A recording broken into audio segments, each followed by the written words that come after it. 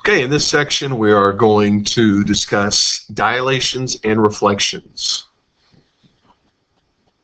All right, so we're going to graph the parent function right here, f of x equals the square root of x. And you'll notice there's no t-chart, so we'll just make our own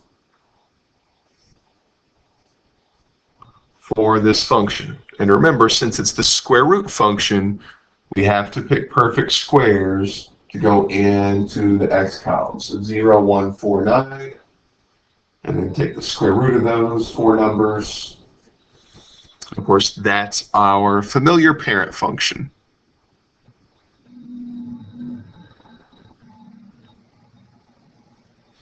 And then I'll go ahead and connect the dots. So there's the parent. And now I'm going to graph the transformation. I'm going to graph g of x. So that's g of x, and this one's f of x. So the only difference here is we're going to pick the same x values because the first step for all of these is to take the square root of the x value. So for instance, we're going to take the square root of 0 and then multiply it by the 3 out front. Of course, anything multiplied by 0 is 0. We're going to do that all the way down. So 3 times the square root of 1 is 3. 3 times the square root of 4 is 6. 3 times the square root of 9 is 9. And then here are our new points. So let's go ahead and graph these.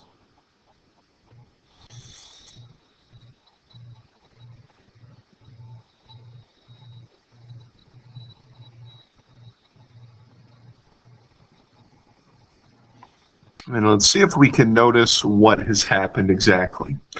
A lot of people mistakenly say this is a vertical shift. For it to be a vertical shift, there has to be an even increment between each of these points. And it's a different shift every single time. In fact, it's getting exponentially larger as we go there. So actually what's happening is, of course, it is growing larger, but at what rate is it growing larger? And to figure that out, focus on the y values. So the y values in this column are 0, 1, 2, 3.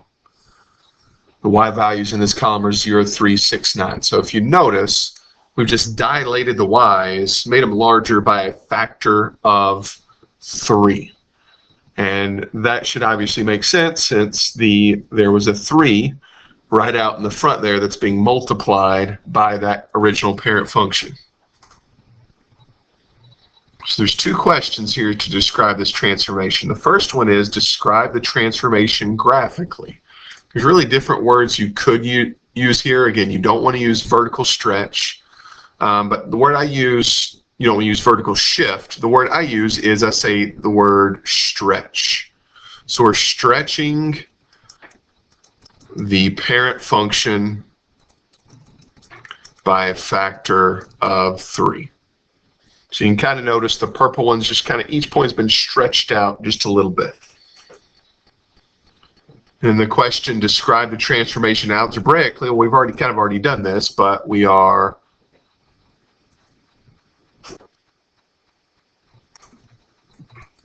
multiplying the y values of the parent by 3.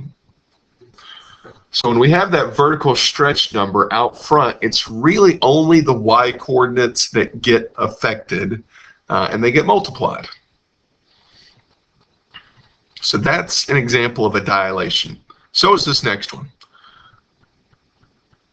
Go ahead and graph the parent function on number 2. So make a table of values, graph that. You're going to use the same x values when you graph this other function.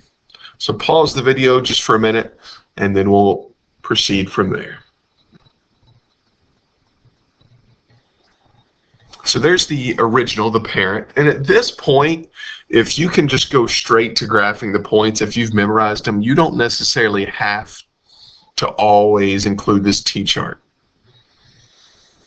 But let's go ahead and make the t-chart for the other function.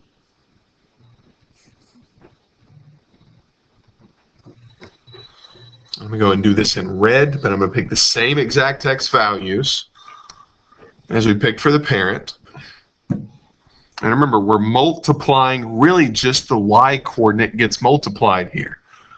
Because if you take 1/2 and multiply it by our first x value squared, -2 squared is 4, which is what we got right here, and then we cut it in half to get 2. So you're squaring each one of these x values and then cutting it in half. So really it's just these y coordinates from the parent. They're getting dilated by a factor of 1/2. Of course, half of a 0 is just 0. So there's your points to graph. So here's the new graph. So describe the transformation graphically. Some people say the graph has gotten wider, which is true.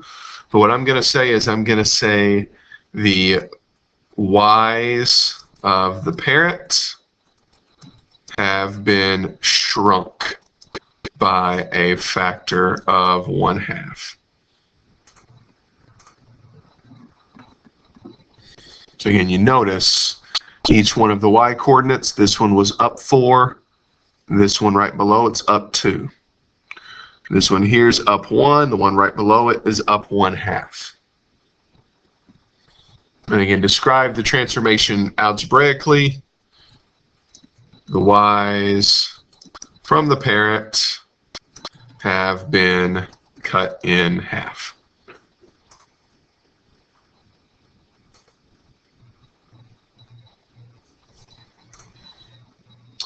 All right, so the last thing we're going to discuss is we are going to discuss reflections. All right, so there's the directions that got cut off a little bit on my screen, but you should be able to see them in your notes handout. So go ahead and graph f of x and g of x below. Pause the video and I will put up my answer here in just a minute.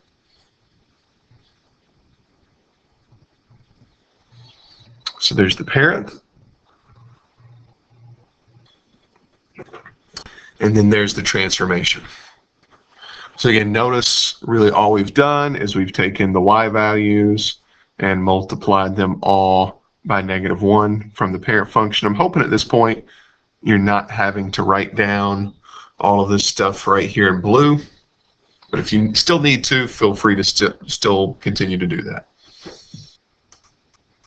So what effect did multiplying f of x by -1 have on the graph of f of x? Well, we can say it flipped it.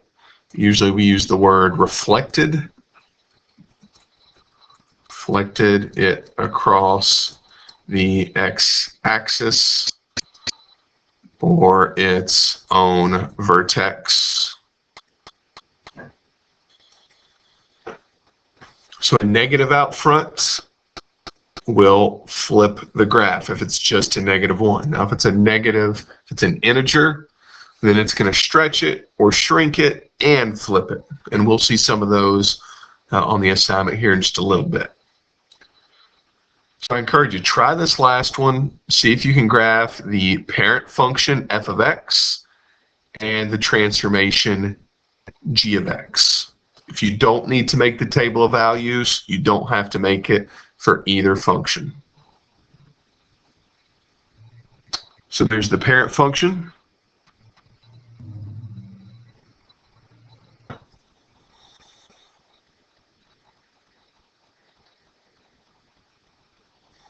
And here is the transformation. Again, notice how they are reflected across the x-axis. I missed that point a little bit, so I'm going to make the point bigger. It's kind of cheating, but all right, that's it for the video.